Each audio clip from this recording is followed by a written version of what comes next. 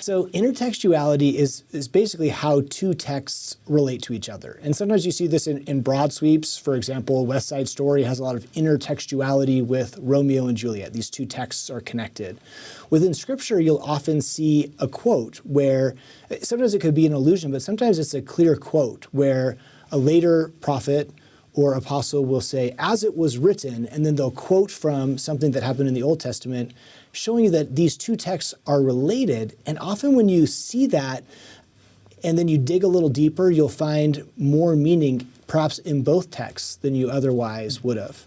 So, with that foundation, digging into this intertextuality between the manna and an additional insight from John 8, or John 6. So we've been just doing some intertextuality with John chapter 6. Let's do one that we know a little bit less, and that's 2 Corinthians chapter 8.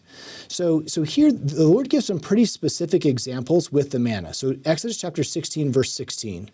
This is the thing which the Lord hath commanded. Gather of it, the manna, every man according to his eating in omer, that's some kind of unit of measurement, for every man according to the number of your persons. Take ye every man for them which are in his tent.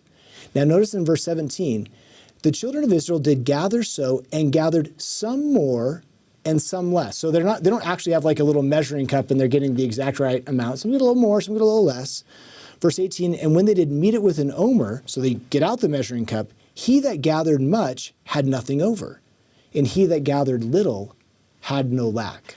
So the Apostle Paul in 2 Corinthians chapter 8, he's going to use this exact story as he's trying to raise funds for some people who are in financial need.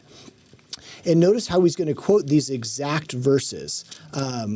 Let's start in verse 13. As he's asking for money, he says in verse 13, I mean not that other men might be eased, and ye be burdened, but by an equality, that now at this time of your abundance, you may be a supply for their want, that their abundance may also be a supply for your want, that there might be equality.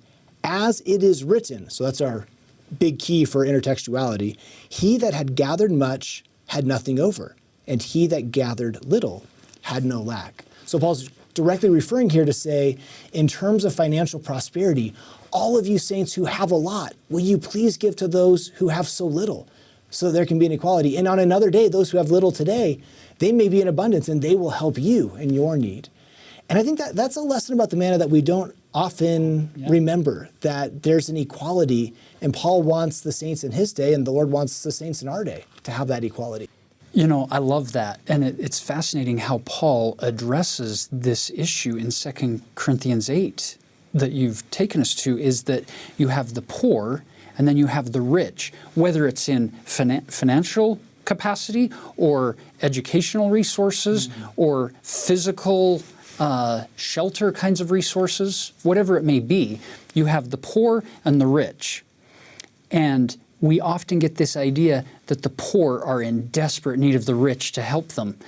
Well, the way Paul was teaching the Corinthians is he said, well, guess what? Tomorrow you're going to be the poor. You're going to need help. And their need for you actually provides you with a need to be able to serve. If you want to become more like Christ, then you need the poor if you're rich. You need them because you have to be able to help them. It's kind of like work for the dead in the temples and our temple and family history work.